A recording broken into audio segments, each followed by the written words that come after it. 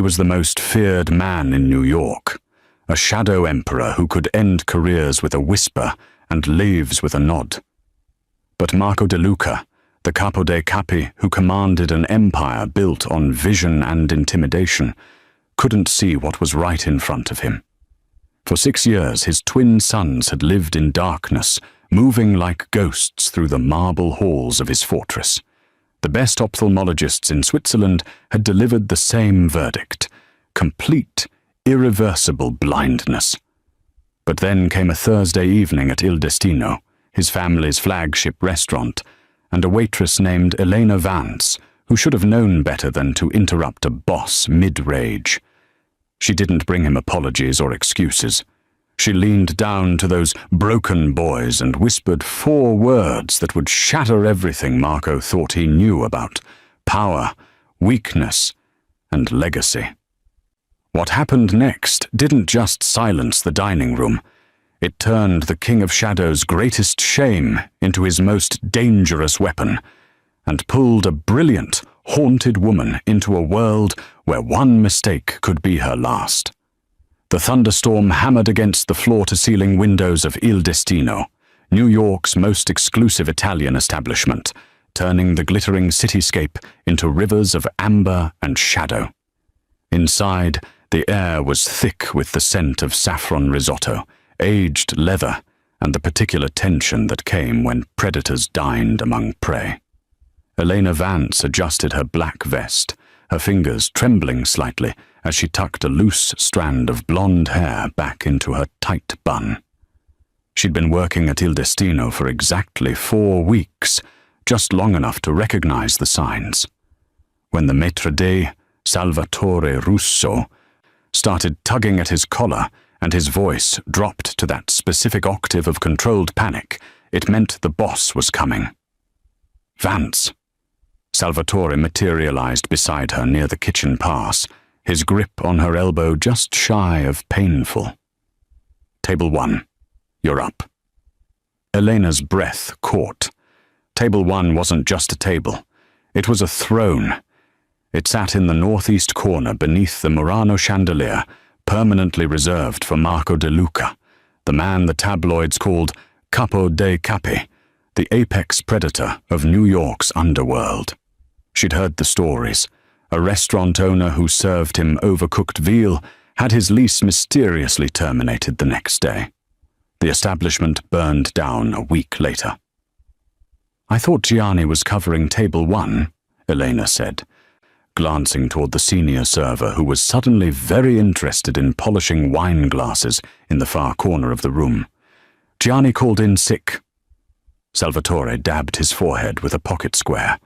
"You're all I've got. Pour the water. Take the order. Do not, and I mean this, Elena, do not stare at him. And whatever you do, ignore the boys." Elena frowned. "The boys? His sons. Twins. He brings them sometimes." Salvatore's voice dropped to barely a whisper. "They're damaged.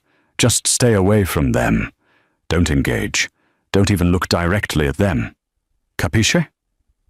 Before Elena could ask what he meant by damaged, the heavy bronze doors at the entrance swung open with theatrical weight. The effect was instantaneous. The restaurant, usually a symphony of clinking crystal, murmured negotiations, and artificial laughter, went silent. Not quiet. Silent, as if someone had pressed mute on the entire world. Marco De Luca entered. He was exactly as the photograph suggested, yet somehow more, well over 6 feet, his frame draped in a midnight black suit that looked like it had been tailored by Italian artisans who understood that clothing was armor. His face was all brutal geometry, sharp jaw, pronounced cheekbones, a nose that had been broken and reset with surgical precision. But it was his neck that drew the eye. Intricate tattoos crawled up from his collar like vines of violence, disappearing into his slicked-back hair.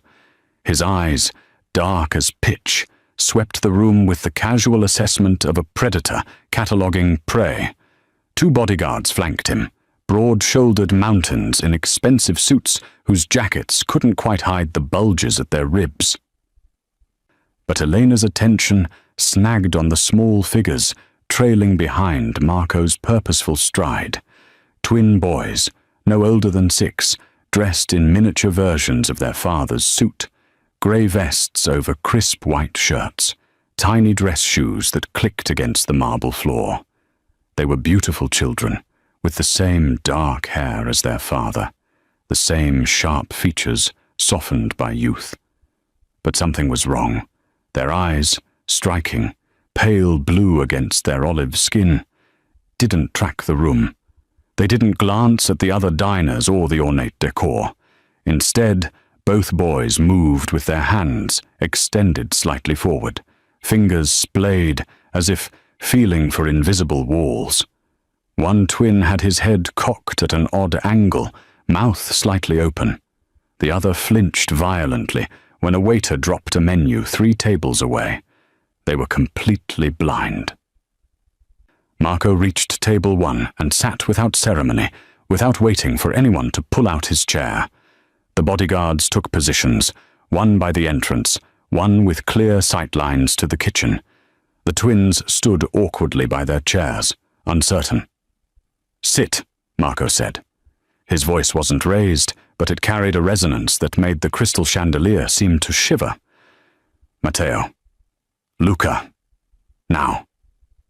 The boys fumbled for their chairs, hands patting the air, and Elena felt something crack open in her chest, something she'd buried 2 years ago when she'd lost her research position, when she'd lost everything. She recognized that movement, that specific spatial uncertainty. These boys weren't damaged, they were hypersensitive, and nobody in this room, including their father, had any idea what they were capable of.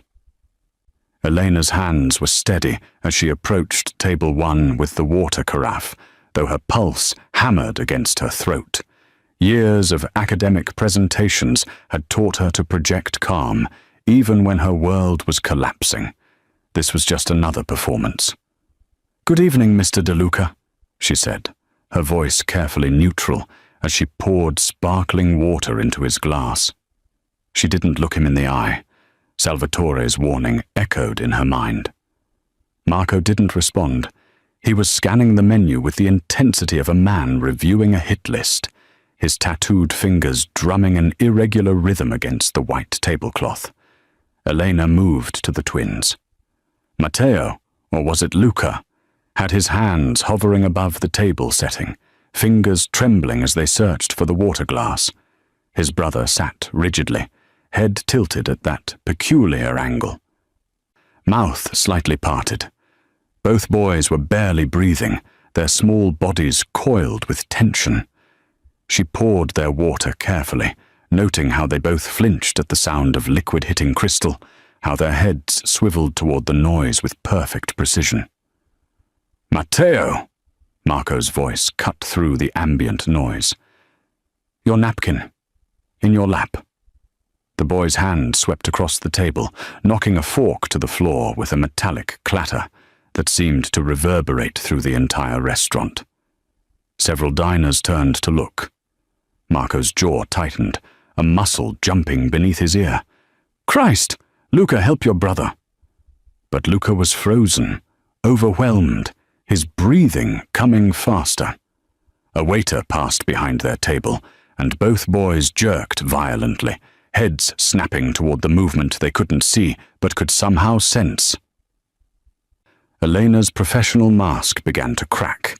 She'd seen this before, sensory overload in her blind students, back when she still had students, back when her research mattered to anyone but her. "They need your order, gentlemen." Salvatore appeared at her elbow, his smile plastic and desperate. "Perhaps the ossobuco. It's exceptional tonight." "Just bring whatever," Marco muttered, his attention fixed on his sons with something that looked like shame dressed up as irritation. "And get them chicken. Plain. Nothing they can make a mess with." Matteo's hand was still searching for his napkin. His fingers found it, but in pulling it to his lap, he caught the edge of his water glass. Time seemed to slow as the crystal tipped. Water cascading across the white tablecloth in a spreading dark stain that reached the edge and began to drip onto Marco's perfectly pressed trousers. "God damn it!" Marco shoved back from the table, his chair scraping violently. The bodyguard by the kitchen took a step forward, hand moving inside his jacket. Matteo's face crumpled. Luca pressed his hands over his ears. Something inside Elena snapped. The same thing that had snapped 2 years ago when she'd watched the university board shut down her acoustics lab, the same fury she'd felt when they'd called her research impractical and her methods unconventional. She grabbed the empty serving tray from the nearby stand and, before she could talk herself out of it, let it fall. The silver tray hit the marble floor with a catastrophic crash that stopped every conversation in the restaurant. Both twins' heads whipped toward the sound with mechanical precision. Their hands shot out simultaneously, fingers pointing to the exact location where the tray had landed, 3 feet to their left, by the wine station, without hesitation, without groping in the dark. Marco froze, water still dripping from his pants, his eyes moving from his sons to Elena. She knelt between the twins, her voice low and clear. "They're not broken, Mr. De Luca." She looked up at him then, breaking Salvatore's cardinal rule, meeting those dangerous dark eyes without flinching. They see through sound. The restaurant held its breath. At this moment, what would you think if you were Marco? Marco stared at her, then at his sons, who were both now turned toward her voice with perfect orientation, their unseeing eyes somehow locked on exactly where she crouched. "What did you say?" His voice was barely above a whisper, but it carried the weight of an avalanche about to fall. Elena finished her shift in a daze, mechanically clearing tables and avoiding Salvatore's murderous glare. After the tray incident, Marco had simply stared at her for what felt like an eternity, then gestured to one of his bodyguards. They'd left without ordering, the twins walking between the 2 guards like small prisoners being escorted to cells. She'd expected to be fired. Instead, Salvatore had hissed that she was lucky to still have kneecaps and banished her to the kitchen for the rest of the night. Now, at midnight, Elena pushed through the employee exit into the alley behind Il Destino, pulling her thin jacket tight against the rain. The storm had softened to a steady drizzle, turning the narrow street into a river of reflected neon. She made it exactly 4 steps before the black SUV pulled up, blocking her path. The rear door opened. "Get in, Ms. Vance." The voice came from the darkness inside, smooth, accented, absolutely certain of being obeyed. Elena's stomach dropped. She recognized that voice from table 1. "I'm just trying to go home, Mr. De Luca. I didn't mean any disrespect. I said get in." Not louder, just colder. A second SUV pulled up behind her, cutting off her escape route. The bodyguard from the restaurant, the one who'd stood by the kitchen, emerged from the driver's seat. He was even larger up close, his expression suggesting that her compliance was optional, but her accompaniment was not. Elena climbed into the SUV. Marco sat in the back seat, still in his suit, though he'd changed the water-stained trousers. The interior smelled of leather and expensive cologne. A laptop was open on the seat beside him, its screen casting blue light across his sharp features. "Elena Vance," he said, not looking at her as the SUV pulled away from the curb. "Born in Portland, bachelor's in physics from MIT, master's and doctoral work in acoustic engineering at Columbia, specializing in human echolocation and spatial navigation for the visually impaired." He finally turned to face her. Published 17 papers, secured a $3 million grant, then nothing. 2 years ago, you disappeared from academia entirely. Now you're serving pasta to tourists." Elena's mouth went dry. What happened, Miss Vance? Why did a brilliant physicist become a waitress?" She stared out the window, watching her neighborhood slide past. They were heading toward the Upper East Side, away from her studio apartment in Hell's Kitchen. "That's none of your business. I'm making it my business." He closed the laptop with a decisive snap. "My sons. What you said about them. Explain." "I shouldn't have interfered. I apologize." "Don't apologize. Explain." Elena took a breath. "Echolocation. It's the ability to navigate using reflected sound. Bats do it. Dolphins do it. And some humans, particularly those born blind or who lose their sight early, can learn to do it with remarkable precision. Your sons aren't just blind, Mr. DeLuca. They're hypersensitive to auditory information. The way they tracked that tray, the way they react to movement they can't see but can hear, the air displacement, the subtle changes in ambient sound, they're already doing it instinctively." Marco was quiet for a long moment. "The doctors said..." "The doctors were looking at their eyes. I'm talking about their brains." She turned to face him. "With training, truly dedicated training, your sons could navigate better in the dark than most people can in daylight." The SUV pulled up to a building Elena recognized, one of those pre-war fortresses on Fifth Avenue that cost more per month than she'd made in a year as a professor. But they weren't stopping. The vehicle turned into an underground garage. "Where are we going?" Elena demanded. "Home," Marco said simply. "Your apartment has been cleared. Your landlord has been paid through the end of the year, though you won't need it." "What? You can't just..." "Your student loans have been settled, all of them. The medical debt from your mother's final illness also cleared."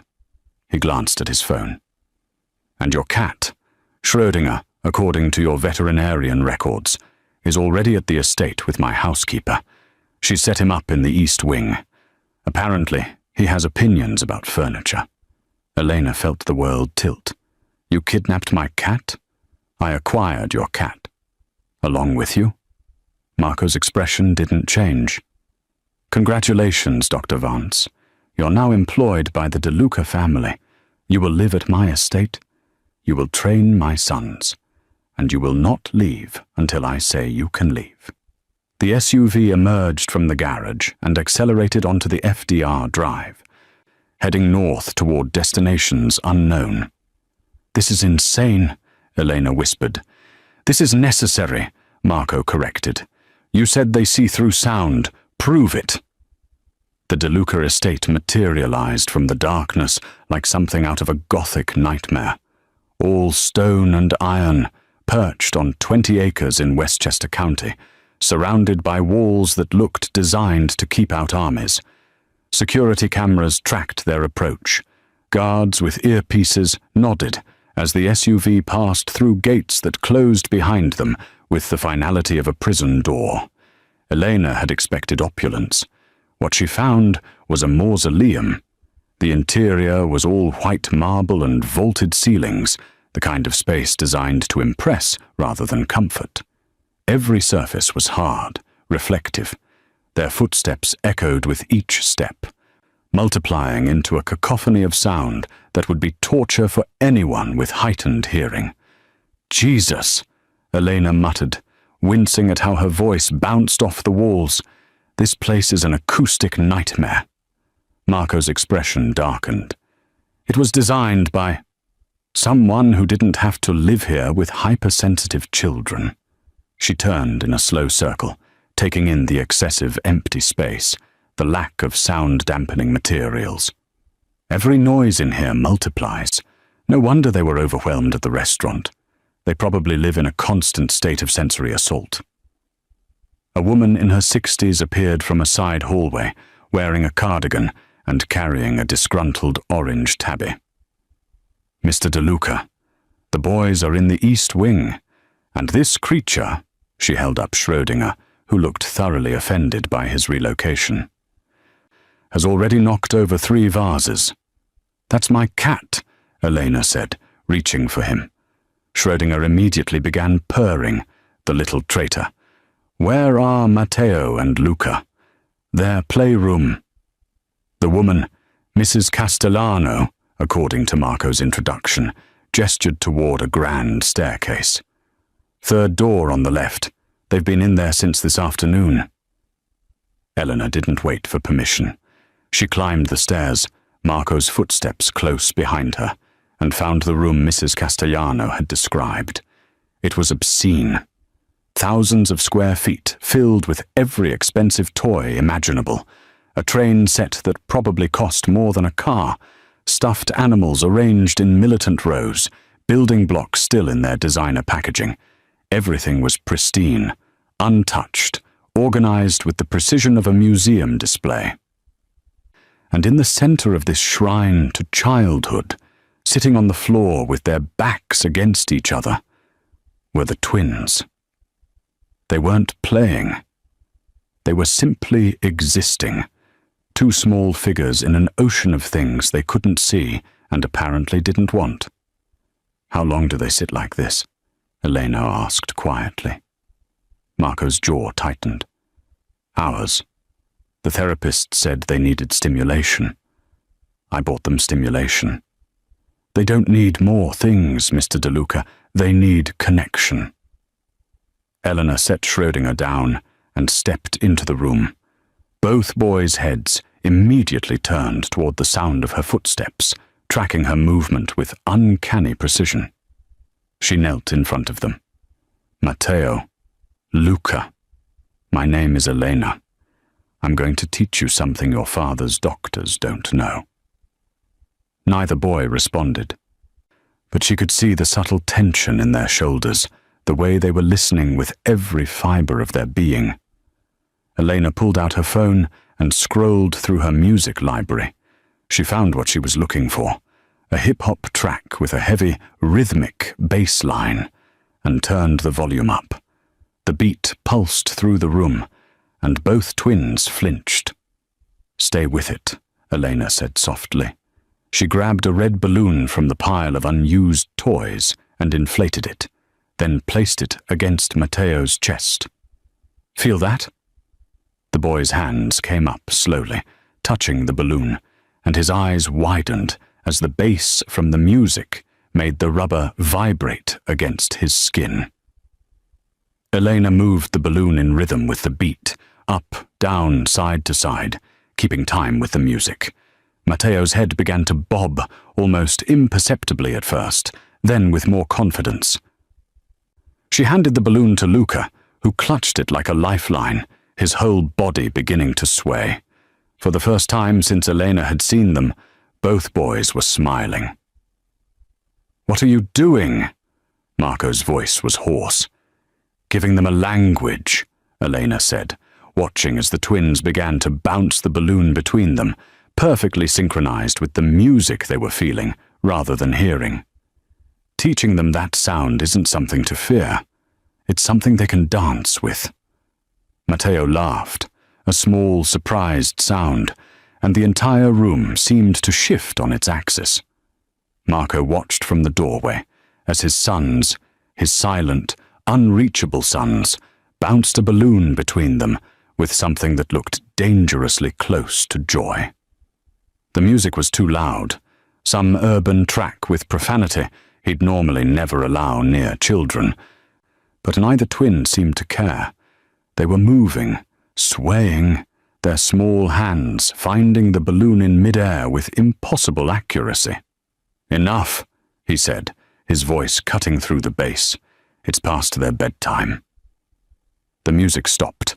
Elena had paused it without looking away from the boys, who had both frozen mid-reach, their faces falling back into that careful blankness that Marco knew too well.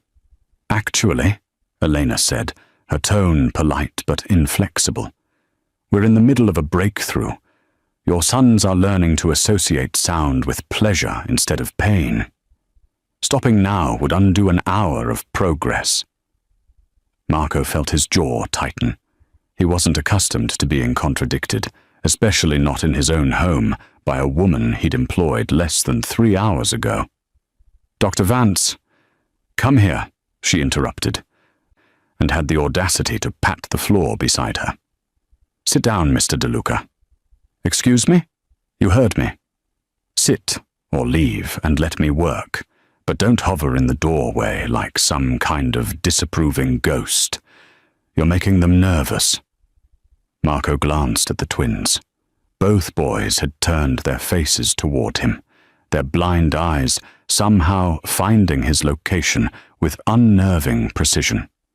Their shoulders were tense again, their hands clasped in their laps. They looked like they were waiting for punishment. Something in his chest twisted. He walked into the room, this ridiculous, expensive room full of toys his sons had never wanted, and lowered himself to the floor beside Elena. The position felt absurd.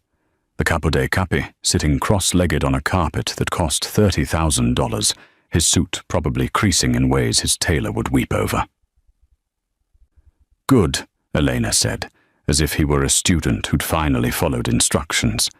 She restarted the music, that same pulsing rhythm, and pressed the balloon into his hands. "Hold this against your chest, just like they did." Marco held the balloon awkwardly.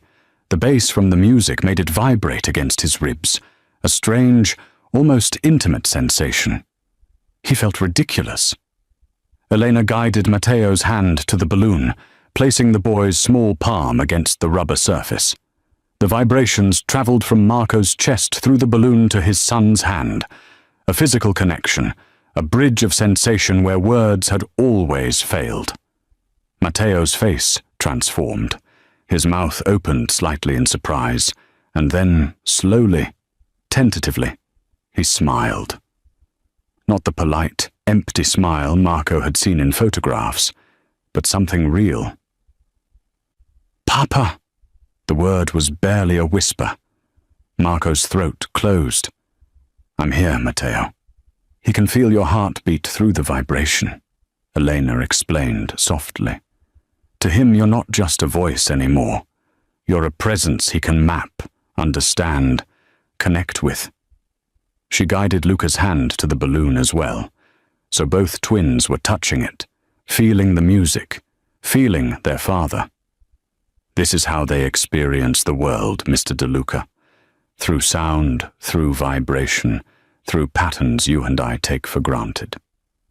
The three of them sat there, Marco rigid and uncomfortable, the twins relaxed and present in a way he'd never seen, as the music played. Luca started humming, off-key but earnest, his hand still pressed to the balloon. Matteo's fingers tapped against the rubber in rhythm. Marco realized he was crying. Not obviously. Not the kind of breakdown that would compromise his reputation, but tears were sliding down his face nonetheless. 6 years. 6 years of specialists and therapies and desperate prayers to a God he didn't believe in, and a waitress with a cat named after a quantum physics joke had achieved more in one evening than any of them. If you were Marco, would this moment change you forever? "Fix it," he said, his voice rough. "Whatever you need, money, equipment, time, fix the bridge between us. I'm giving you full authority over their education, their schedule, everything. Just..." He looked at his sons, who were both smiling now, both swaying to music they couldn't hear but could feel. "Just help me reach them." Elena met his eyes, and for the first time since he'd forced her into that SUV, she looked at him without fear. "I can't promise to fix anything, Mr. DeLuca, but I can teach you all how to meet in the middle." Elena woke to the sound of shouting, muffled, urgent voices carrying through the marble halls of the estate. She checked her phone. 3:17 a.m. Schrödinger was already at the door, tail twitching with agitation. She pulled on jeans and a sweater and followed the commotion downstairs, her bare feet silent on the cold floor. The voices led her to the kitchen, where she found Marco sprawled in a chair, his white shirt soaked crimson on the left side, while Mrs. Castellano pressed dish towels against his ribs with shaking hands. "Jesus Christ," Elena breathed. Marco's head snapped toward her voice, his face pale but his eyes sharp. "Get her out of here." "She stays," Mrs. Castellano said firmly. "I can't do this alone, and you've forbidden us from calling Dr. Marchetti. Because Marchetti talks, and if word gets out that someone got close enough to—" Marco hissed in pain as Mrs. Castellano pressed harder. "Fuck." Elena moved on instinct, the same clarity that had carried her through lab emergencies taking over. "How bad is it?" "Through and through," one of the bodyguards said from the doorway. He was the one from the restaurant, his suit jacket missing, blood on his hands. "Small caliber. Missed anything vital, but he's losing blood. Kitchen table, now." Elena was already washing her hands in the sink, her mind cataloguing what she'd need. "Mrs. Castellano, I need clean towels, your sewing kit, vodka, the highest proof you have, and superglue if there's any in the house." "Superglue?" Marco's voice was strained. "Medical adhesive is just expensive superglue. We'll make do." Elena dried her hands and turned to face him. "Can you walk?" Marco stood, swaying slightly, and let the bodyguard help him to the massive kitchen table. He sat on the edge, then lay back with a grunt of pain. His shirt was ruined, the fabric sticking to the wound. Elena cut it away with kitchen shears, revealing a neat hole just below his ribs on the left side, still bleeding steadily. The exit wound on his back was worse, ragged, angry. "You're lucky. Another 2 inches right and we'd be talking about a collapsed lung." "I feel very lucky," Marco said through gritted teeth. Mrs. Castellano returned with supplies. Elena soaked towels in vodka and began cleaning the wound, ignoring Marco's sharp intake of breath. The bullet had indeed gone straight through, missing major organs but tearing through muscle. It needed proper surgical attention, but she understood why that wasn't an option. "This is going to hurt," she warned, threading a needle with black thread from Mrs. Castellano's sewing kit. "Just do it." Elena worked quickly, her hands steady, despite never having done this outside of a single wilderness first aid course years ago. The exit wound required careful attention, pulling the ragged edges together as neatly as possible. Marco's jaw was clenched so tight she could hear his teeth grinding, but he didn't make a sound. "Who did this?" she asked, trying to distract him. "The Rossi family. They're making moves, testing boundaries." Marco's voice was tight with pain. "They followed me from a meeting in Brooklyn, got off one shot before my guys returned fire. Why would they risk that?" "You're not exactly an easy target." Marco was quiet for a long moment, watching her work. When he finally spoke, his voice was barely above a whisper. "Because they think I'm weak now. Because of the boys." Elena's hands paused. "What?" "In my world, everything is leverage. Everything is a potential weakness to exploit." His dark eyes found hers. "I have 2 sons who can't see danger coming, can't defend themselves, can't even walk through a room without assistance. The other families look at that and see opportunity.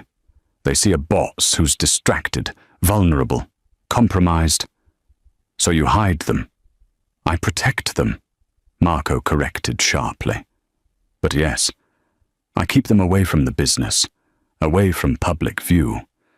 Because the moment my enemies understand how much they mean to me..." He trailed off, his expression bleak. "The Rossis aren't the only ones watching.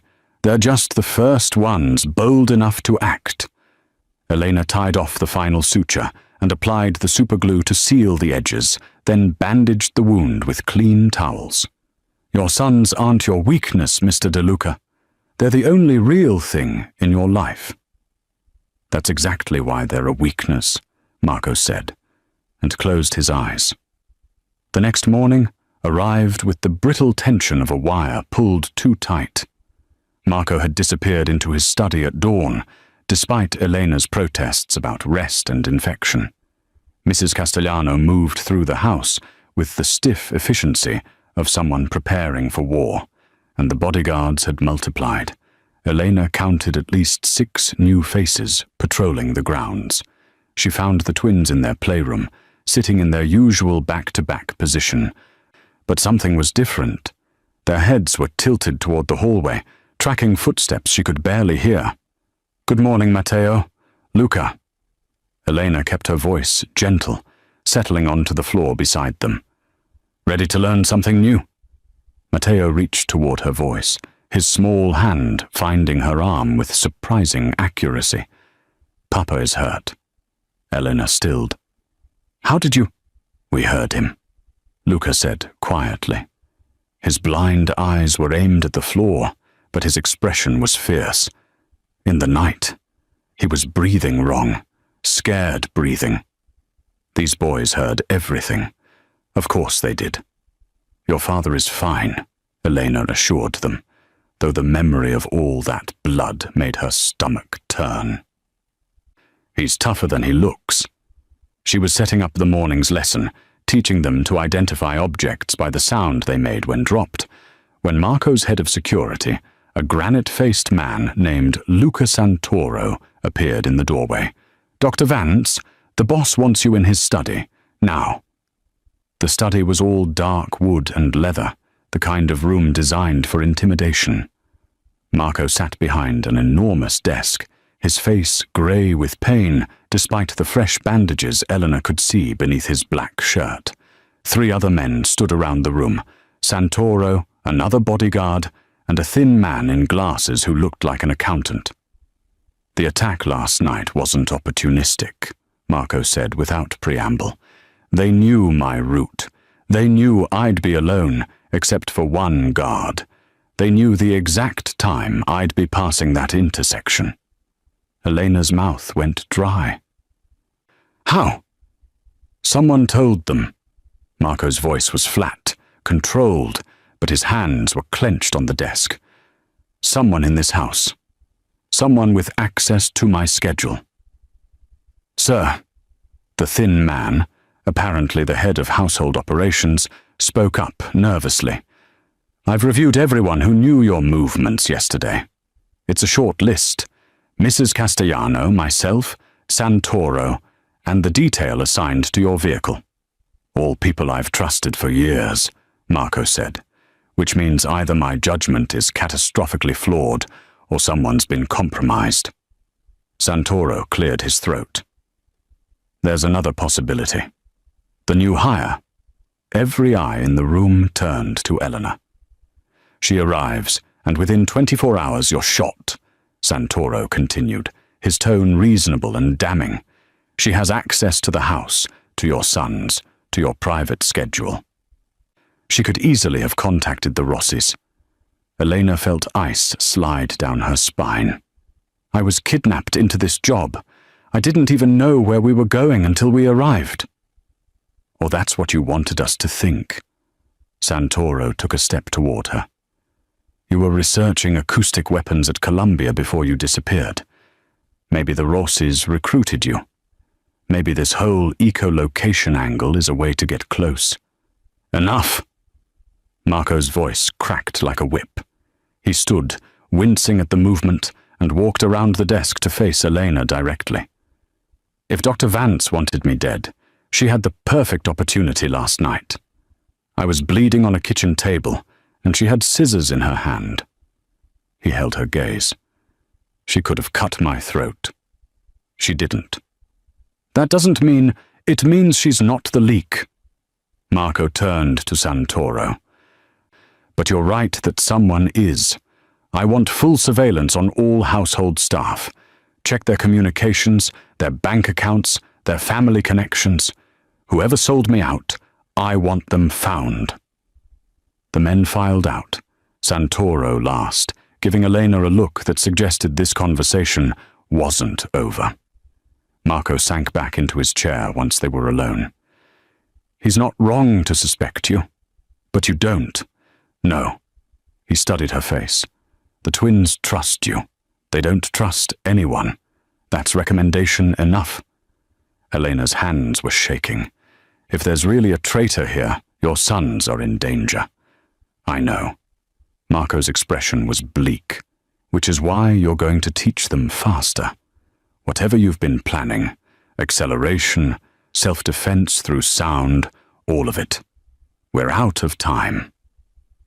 3 days of intensive training had transformed the twins. They could now navigate the East Wing without assistance, identify people by their footsteps, and detect changes in a room's acoustics that Elena herself couldn't perceive. But they were still children, still confined to the estate's increasingly claustrophobic walls, and Marco had made an executive decision. "We're going out," he announced at breakfast, his wound clearly still bothering him, despite his attempts to hide it. "The Bronx Botanical Garden. I've rented it for the afternoon." Elena set down her coffee. "Is that wise? After the leak, I can't keep them in a fortress forever." Marco's jaw was set.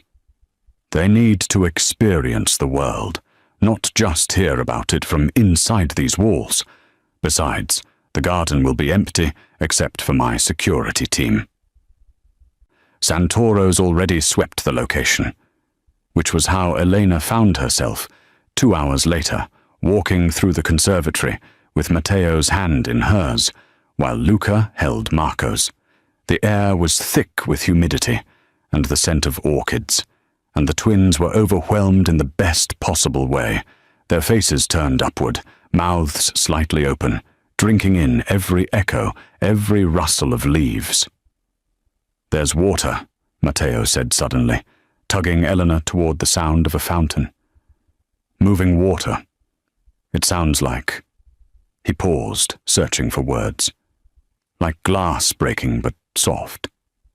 "Exactly right," Elena smiled. They'd been working on metaphor, on giving language to what the twins perceived. "Can you tell how far away it is?" Both boys tilted their heads, perfectly synchronized.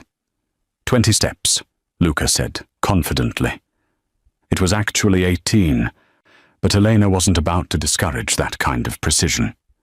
They moved through the conservatory, Marco's security detail maintaining a discreet perimeter. Elena could see at least 4 guards, though she suspected there were more she couldn't spot. Marco himself seemed more relaxed than she'd seen him, watching his sons explore, with something approaching wonder. "Papa," Luca called out, "can we go outside, to the glass building we passed?" The Hauptconservatory's exterior offered spectacular views through its Victorian-style glass panels. Marco nodded, and they made their way out, the twins navigating the steps with growing confidence.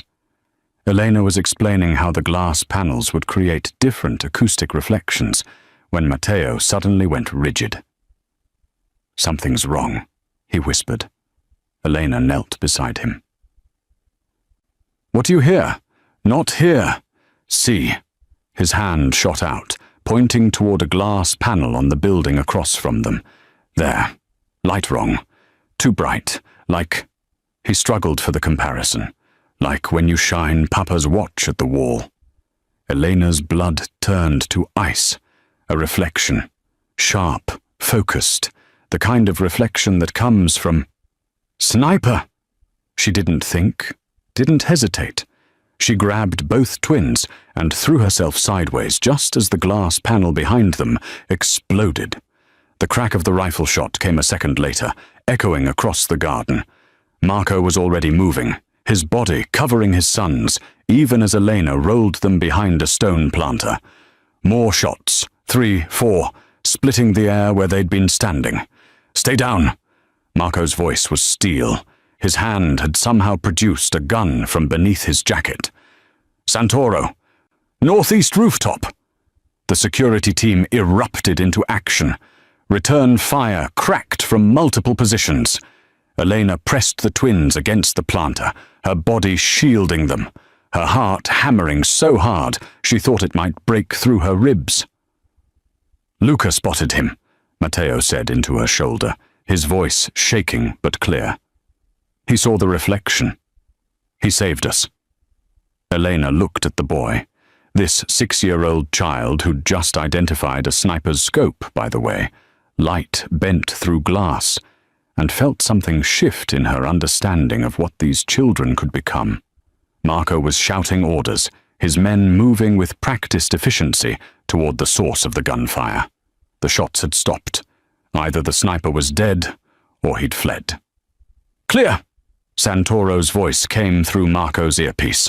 "Target down. 2 hostiles, both eliminated. Sir, we need to move you now."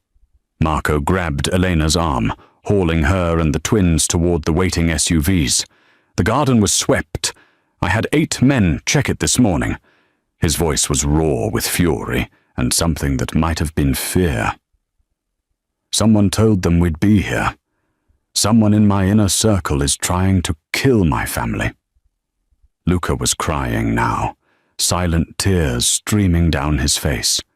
But his hand was still pointing toward where the sniper had been, his blind eyes somehow tracking the threat even after it was gone. "He saw it," Elena said to Marco as they reached the vehicles.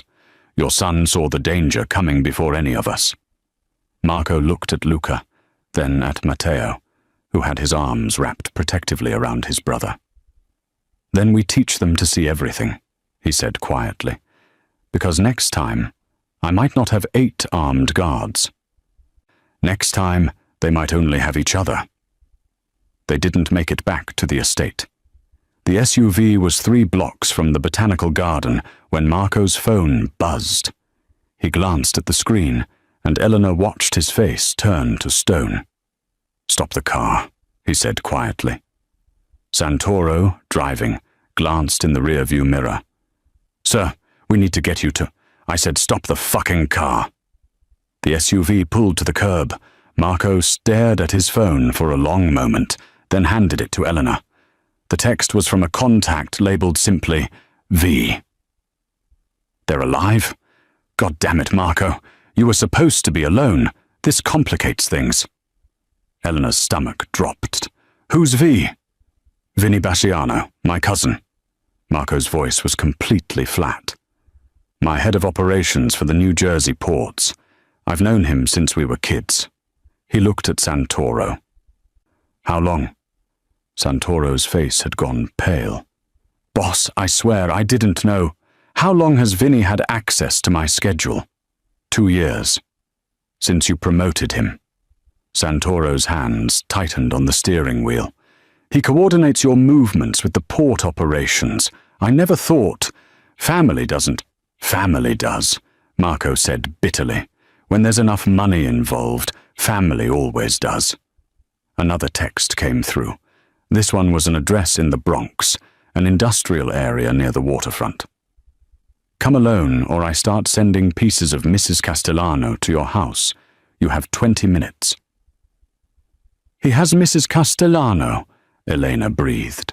Marco was already moving, checking his weapon, his face a mask of cold fury. "Santoro, take Dr. Vance and the boys to the safe house in Connecticut. Don't stop. Don't call anyone. If you don't hear from me in 3 hours, contact my lawyer." "Papa, no." Matteo's voice was small but firm. "Don't go alone. I have to, Figlio. It's the only way to keep you safe." "Then we come too," Luca said. Both twins had their faces turned toward their father with uncanny accuracy. "We can help." Marco's expression softened for just a moment. "You've already saved us once today. That's enough heroism for 2 6-year-olds. He kissed both their foreheads, then looked at Eleanor. "Keep them alive. Whatever happens to me, keep them alive." "Marco." But he was already out of the SUV, commandeering another vehicle from the security convoy. Eleanor watched him drive away, her heart in her throat. The warehouse was exactly what Marco expected, abandoned, isolated, perfect for an execution. Vinny was waiting inside, backlit by the late afternoon sun streaming through broken windows. Mrs. Castellano sat bound to a chair, her mouth gagged, her eyes wide with fear. "Cugino," Vinny said, his voice carrying an edge of regret. "I wish it hadn't come to this." Marco kept his hands visible, his weapon holstered. "How much are the Rossis paying you?" "5 million, plus control of the Newark operation." Vinny shrugged. "You understand business, Marco. Nothing personal." "You're right, it's not personal." Marco took a step forward. "It's family, which makes it worse." "Those blind kids made you soft," Vinny said, raising his gun. The old Marco would have seen this coming months ago. "But you've been too busy playing father to broken toys." The insult died in his throat as Marco moved, not toward Vinny, but toward Mrs. Castellano, using her chair as cover as he rolled behind a concrete pillar. Vinny fired, 3 quick shots that echoed deafeningly in the empty space. "You can't hide forever." "I'm not hiding," Marco called back. "I'm listening." He could hear everything now, the way Elena had taught him to listen when they'd practiced with the twins. Vinny's footsteps, heavy and careless, his breathing, rapid and nervous, the distinctive click of him checking his magazine. Marco waited. Vinny moved closer, his footsteps giving away his position. When he was exactly 3 meters away, Marco stepped out and fired twice. Vinny's gun clicked uselessly, a jam, the kind that happens when you maintain your weapons poorly and fire too quickly. He looked down at the spreading red on his chest, then back at Marco.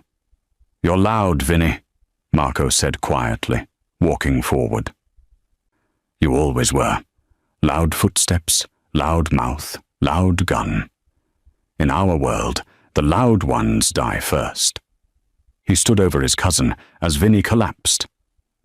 "You should have learned silence." He cut Mrs. Castellano free, then pulled out his phone to call Santoro. His hand was shaking. Not from fear. From the realization that if his sons hadn't learned to hear danger coming, if Elena hadn't taught them to translate sound into survival, none of them would have made it out of that garden alive. Family had betrayed him.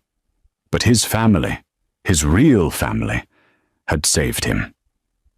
The Connecticut safe house was a modest colonial, nothing like the marble fortress they'd left behind.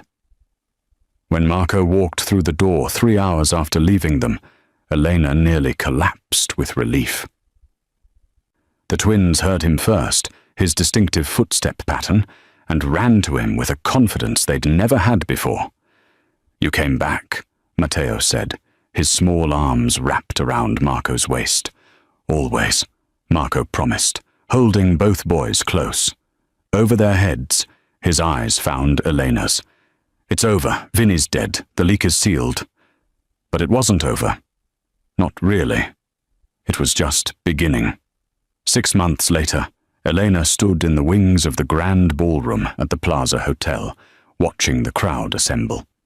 Every major family in the New York underworld was represented, along with legitimate business partners, politicians and socialites who pretended not to know how Marco De Luca had made his fortune. This was the annual De Luca Foundation Gala, the event where deals were made and power was displayed. This year, Marco was making a very different kind of statement. "You're sure about this?" Elena asked him quietly. He stood beside her in a tuxedo, looking every inch the dangerous man he was. But his attention was fixed on the stage where a Steinway grand piano sat under a single spotlight. "I've never been more sure of anything." Marco straightened his cuffs.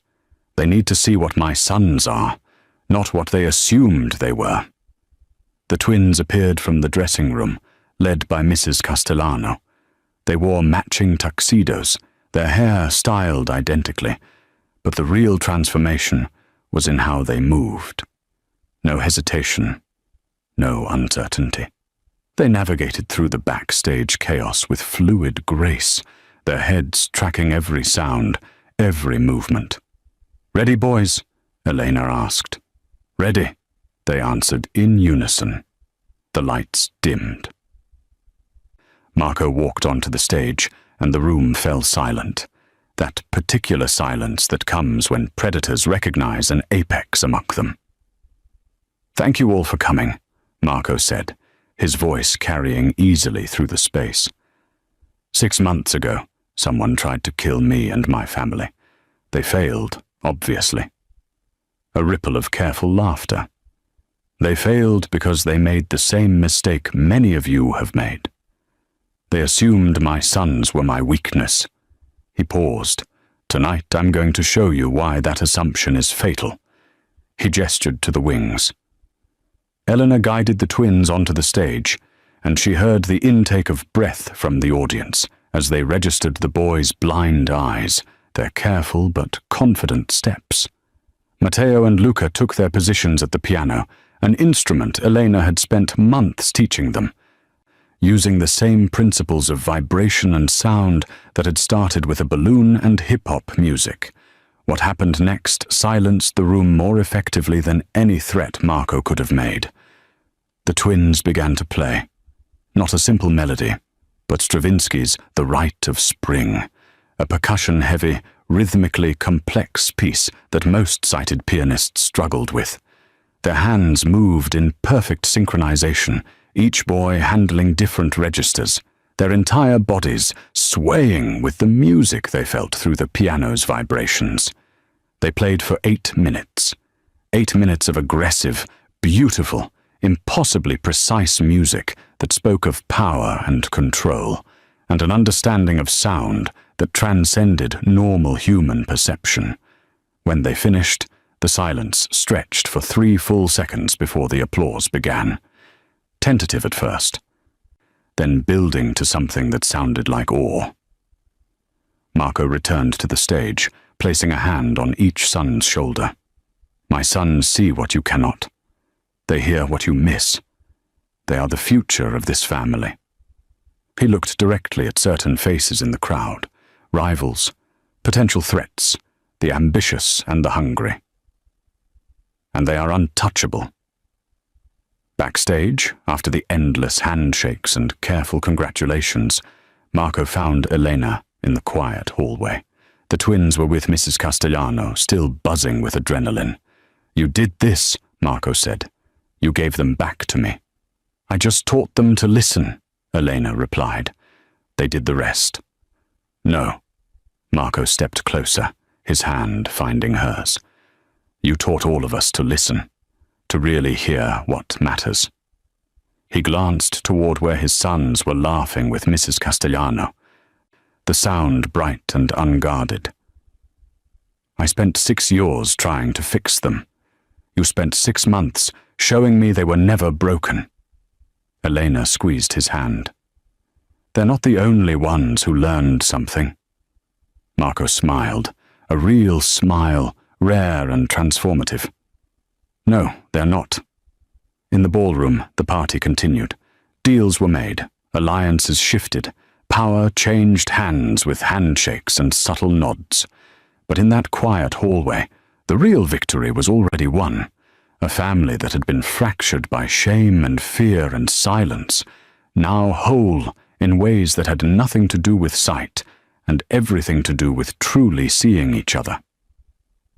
The twins appeared then, Matteo holding Luca's hand, both of them navigating the hallway with the unconscious grace of children who had conquered their world. "Papa," Luca said. "Can we do it again?" "The performance?" Marco asked. "No." Matteo grinned. "Everything. Can we do everything again? All of it?" Marco knelt, bringing himself to their level, and pulled both boys into his arms. "Every day," he promised. "We'll do it all every day." And for the first time in 6 years, Marco De Luca believed in his own promise. The emphasis on that. Guacamole. Thank you for the follow. Welcome in, Guaca. A PhD cannot protect you from being human. This is true. Hi. Hi, Guacamole. I sampled your wares just last night. Make of that what you will. Actual PSA for yes, PhDs are typically and should be funded. If it's not, you should be very wary and double check thoroughly if you're being scammed. Thank you, Blue Sky. Feel bad for the Endoraptor. Why? He's doing a wonderful, wonderful job. The things we do for science, I know. There's no O in science.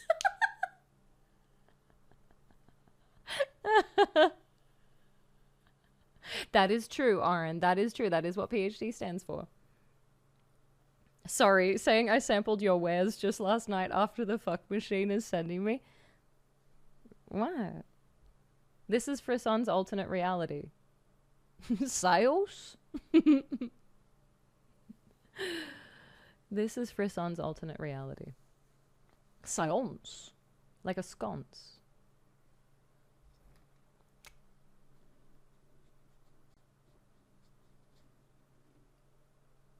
I'm lucid dreaming right now. Everyone's just along for the ride. That is true. That's correct. You're doing a great job. I love what's going on here.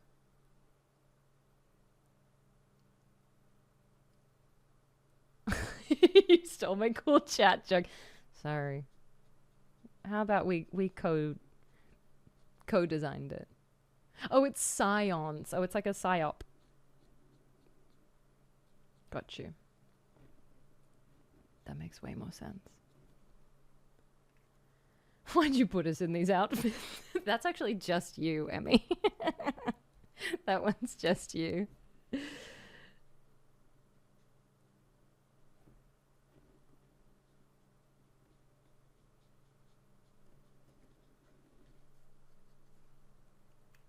Fuck. Sorry. Sorry, this is how you're finding out.